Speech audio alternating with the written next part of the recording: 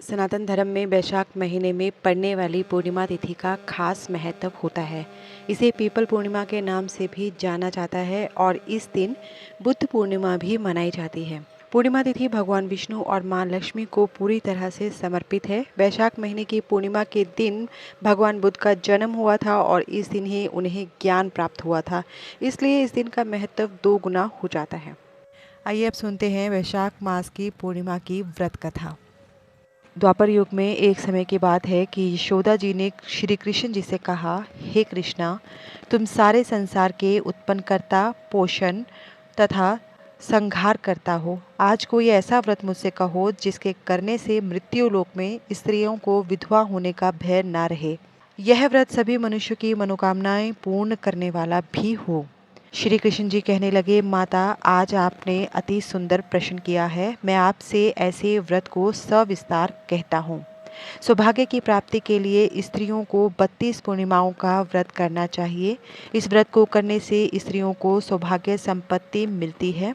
यह व्रत अचल सौभाग्य को देने वाला और भगवान शंकर के प्रति मनुष्य मात्र की भक्ति को बढ़ाने वाला है।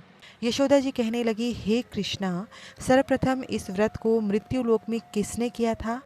इसके विषय में विस्तार पूर्वक मुझसे कहो। श्री कृष्ण जी कहने लगे कि इस भूमंडल पर एक अत्यंत प्रसिद्ध राजा चंद्रहास से पालित अनेक प्रकार के रत्नों से परिपूर्ण कातिका नाम की एक नगरी थी। वहाँ धनेश्वर नाम का एक ब्राह्मण रहता था और इसकी स्त्री अति सुशील रूपवती थी। दोनों ही उस नगरी में बड़े प्रेम के साथ रहते थे। घर में धन धान्य आदि की कोई कमी नहीं थी। उनको एक बहुत बड़ा दुख था कि उनकी कोई संतान नहीं थी, जिस वजह से वह बहुत दुखी रहते थे। एक दिन एक बड़ा तपस्वी योगी उस नगरी में आया। वह योगी बाकी सभी घरों में भिक्षा मांगकर भोजन किया करता था, लेकिन उस ब्राह्मण के घर भिक्षा नहीं मांगा करता था। एक दिन योगी गंगा किनारे भिक्षा मांगकर प्रेम पूर्वक खा रहा था कि धनेश्वर ने योगी को यह सब करते देख लिया। तब धनेश्वर योगी के पास गया और उन्होंने योगी से बोला, सभी घरों से भिक्षा लेते हैं परंतु मेरे घर से आप कभी भी भिक्षा लेने नहीं आते, इसका क्या कारण है? तो वह सिद्ध योगी कहने लगा कि धर्म हमें इस बात की आज्ञा नहीं देता, क्योंकि अभी आप गृहस्थ जीवन में एक सुख से वंचित हैं। आपके घर संतान होने पर मैं आपके घर में भी भिक्षा लेने आऊँगा। उन्होंने कहा कि जिसे संतान नहीं है उसके घर में भिक्षा लेने से मेरे भी पतित हो जाने का भय है। धनेश्वर यह बात सब सुनकर बहुत दुखी हुआ और हाथ जोड़कर योगी के पैरों पर गिर पड़ा और दुखी मन से कहने लगा कि आप मुझे संतान प्राप्ति का उपाय बताइए। आप सर्वज्ञ हैं, मुझ पर अवश्य ही यह कृपा कीजिए। धन की मेरे यहाँ पर कोई कमी नहीं है, लेकिन मैं संतान न होने के कारण अत्यंत दुखी हूँ। आप मेरे इस दुख का हरण कीजिए। यह सुनकर योगी कहने लगे, तुम चंडी की आराधना करो। घर पहुंचकर उन्होंने यह सारी बात अपनी पत्नी को बताई और खुद वन में चला गया। वन में पहुंचकर उसने चंडी की आराधना की, उपवास किया। देवी चंडी ने 16वें दिन उसको सपने में दर्शन दिए और कहा कि हे धनेश्वर, जा तेरे पुत्र होगा, लेकिन उसकी आयु सिर्फ 16 वर्ष की होगी। 16 वर्ष की आयु में ही उसकी मृत्यु हो जाएगी। अगर तुम दोनों स्त्री और पुरुष 32 पूर्णिमाओं का व्रत करोगे तो यह दीर्घायु हो जाएगा। जितना तुम्हारा सामर्थ्य हो उतने आटे के दिए जलाकर शिव जी का पूजन करो, लेकिन पूर्णमासी 32 ही होनी चाहिए। सुबह होते ही तुम्हें इस स्थान के पास एक आम का पेड़ दिखाई देगा। उस पर चढ़कर एक फल तोड़कर अपने घर चले जाना। अपनी स्त्री को इस बारे में बताना। सुबह स्नान करने के बाद वह स्वच्छ होकर शंकर जी का ध्यान करके उस फल को खा ले।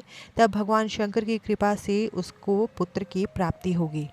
जब ब्राह्मण सुबह उठा तो उसे उस स्थान पर आम का पेड़ दिखाई दिया। वह उससे फल तोड़ने के लिए चढ़ा, लेकिन वह पेड़ पर चढ़ नहीं पा रहा था। यह देखकर उसे बड़ी चिंता हुई। उसने भगवान गणेश की उपासना की तथा कहा, हे दयानिधे, अपने भक्तों के विघ्नों का नाश करके उनके मंगल कार्यों को करने वाले, दुष्ट का नाश करने वाले, रिद्धि सिद्धि देने वाले, आप मुझे इतना बल दें कि मैं अपनी मनोकामना पूरी कर सकूं। इसके बाद वह पेड़ पर चढ़कर फल तोड़ने में समर्थ हो सका और फिर वह फल लेकर अपनी पत्नी के पास पहुंचा। उसकी पत्नी ने अपने पति के कहे के अनुसार इस फल को खा लिया। वह गर्भवती हो गई। देवी की कृपा से उसे बहुत सुंदर पुत्र प्राप्त हुआ। उसका नाम उन्होंने देवीदास रखा। माता पिता के हर्ष और शोक के साथ वह बाल बढ़ने लगा। भगवान की कृपा से बालक बहुत ही सुंदर था, सुशील और पढ़ाई लिखाई में बहुत ही निपुण था। उसकी माता ने 32 पूर्णमासियों का व्रत रखा। जैसे ही 16वां वर्ष लगा, दोनों पति पत्नी बहुत दुखी हुए, कहीं उनका पुत्र मृत्यु को प्राप्त ना हो जाए। उन्होंने सोचा अगर उनके सामने यह सब हुआ तो वह कैसे देख पाएंगे। तभी उन्होंने देवीदास के मामा को बुलाया और 1 वर्ष के लिए देवीदास को काशी में पढ़ने के लिए भेज दिया। 1 वर्ष के बाद उसे वापस लेकर आने के लिए कहा। देवीदास अपने मामा के साथ एक घोड़े पर सवार होकर चल दिया। उसके मामा को भी यह बात पता नहीं थी। दोनों पति पत्नी ने 32 पूर्णिमासियों का व्रत पूरा किया था। दूसरी तरफ मामा और भांजा दोनों रात गुजारने के लिए रास्ते में एक गांव में रुके। उस दिन उस गांव में ब्राह्मण की कन्या का विवाह होने वाला था। जिस धर्मशाला में वर और बारात के बाकी लोग रुके थे, उसी धर्मशाला में देवीदास और उसके मामा ठहर गए। उधर कन्या के लगन का समय हो गया तो वर की तबीयत खराब हो गई। वर के पिता ने अपने परिवार वालों से विचार विमर्श करके कहा कि यह देवीदास मेरे पुत्र जैसा ही है, मैं इसके साथ इसका लगन करा दूं और बाद में बाकी सारे काम मेरे बेटे के साथ पूरे हो जाएंगे। ऐसा कहने के बाद वर के पिता देवीदास को मांगने के लिए उसके मामा के पास गए और उन्हें सारी बात बताई। मामा ने कहा कि कन्यादान में जो कुछ भी मिलेगा वो हमें दे दिया जाए। वर के पिता ने बात स्वीकार कर ली। इसके बाद देवीदास का विवाह कन्या के साथ संपन्न हो गया। इसके बाद वह अपनी पत्नी के साथ भोजन न कर सका और मन में विचार करने लगा कि न जाने यह किसकी पत्नी होगी। यह सोचकर उसकी आंखों में आंसू आ गए। तब वधू ने पूछा कि क्या बात है, आप उदास क्यों हैं? तब उसने सारी बातें पत्नी को बता दी। वह कन्या कहने लगी कि यह बात विवाद के विपरीत है। आप ही मेरे पति हैं, मैं आपकी ही पत्नी रहूंगी, किसी अन्य की कभी नहीं। तब देवीदास ने कहा, ऐसा मत कहिए क्योंकि मेरी आयु बहुत कम है, मेरे बाद आपका क्या होगा। लेकिन उसकी पत्नी नहीं मानी और बोली, स्वामी आप भोजन कीजिए। दोनों रात में सोने के लिए चले गए। सुबह देवीदास ने पत्नी को 4 नगों से जड़ी एक अंगूठी दी और एक रुमाल दिया और बोला, हे प्रिय, इसे लो और संकेत समझकर स्थिर चित हो जाओ। मेरे मरण और जीवन जानने के लिए एक पुष्प वाटिका बना लो, उसमें सुगंधी वाली एक नव मल्लिका लगा दो। उसको प्रतिदिन जल से सींचा करो और आनंद के साथ खेलो कूदो। जिस दिन मेरा प्राणांत होगा उस दिन यह फूल सूख जाएगा। जब यह फिर से हरे हो जाएं तो जान लेना मैं जीवित हूँ। यह समझाकर वह वहाँ से चला गया। इसके बाद जब वर और बाकी बाराती मंडप में आए तो कन्या ने उसे देखकर कहा कि ये मेरा पति नहीं है। मेरा पति वह है जिसके साथ रात में मेरा विवाह हुआ था। इसके साथ मेरा विवाह नहीं हुआ है। अगर यह वही है तो यह बताए कि मैंने इसको क्या दिया है। साथ ही कन्यादान के समय जो आभूषण दिए गए थे वे भी यह दिखाए। कन्या की सारी बातें सुनकर वह कहने लगा कि मैं यह सब नहीं जानता। इसके बाद सारे बाराती भी अपमानित होकर लौट गए। भगवान श्री कृष्ण बोले, हे माता, इस प्रकार देवीदास काशी चला गया। कुछ समय बीत गया तो एक सर्प उसको डसने के लिए वहां आया, लेकिन वह उसको काट नहीं पाया। इसके बाद खुद काल वहां पहुंचा। वहां माता पार्वती, भगवान शिव आ गए। देवीदास को मूर्छित दशा में देखकर माता पार्वती ने भगवान शिव से प्रार्थना की कि महाराज, इस बालक की माता ने पहले 32 पूर्णिमा के व्रत कर लिए हैं, आप इसको प्राण दान दें। भगवान शिव ने माता पार्वती के कहने पर उसे प्राण दान दे दिए।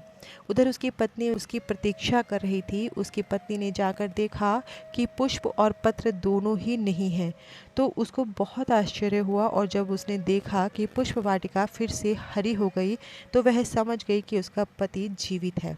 इसके बाद वह बहुत प्रसन्न होकर अपने पिता से कहने लगी कि मेरे पति जीवित हैं, उनको ढूंढिए। जब 16वां वर्ष व्यतीत हो गया तो देवीदास भी अपने मामा के साथ काशी से चल दिया। इधर उसकी पत्नी के परिवार वाले उसे ढूंढने ही जा रहे थे कि उन्होंने देखा कि देवीदास और उसका मामा उधर ही आ रहे थे। उसको देखकर उसके ससुर बहुत प्रसन्न हुए और उसे अपने घर ले आए। वहाँ सारे लोग इकट्ठे हो गए और कन्या ने भी उसे पहचान लिया। देवीदास ने इसके बाद अपनी पत्नी और मामा को लेकर वहाँ से प्रस्थान किया। जब वह अपने घर की तरफ चल रहा था तो उसके माता पिता को लोगों ने खबर दी, तुम्हारा पुत्र देवीदास अपनी पत्नी और मामा के साथ आ रहा है। ऐसा समाचार सुनकर पहले तो उन्हें विश्वास नहीं हुआ, लेकिन जब देवीदास आया तो उसने अपने माता पिता के पैर छुए तो देवीदास के माता पिता ने उसका माथा चूमा और दोनों को अपने सीने से लगा लिया। दोनों के आने की खुशी में धनेश्वर ने बहुत दान दक्षिणा ब्राह्मणों को दी।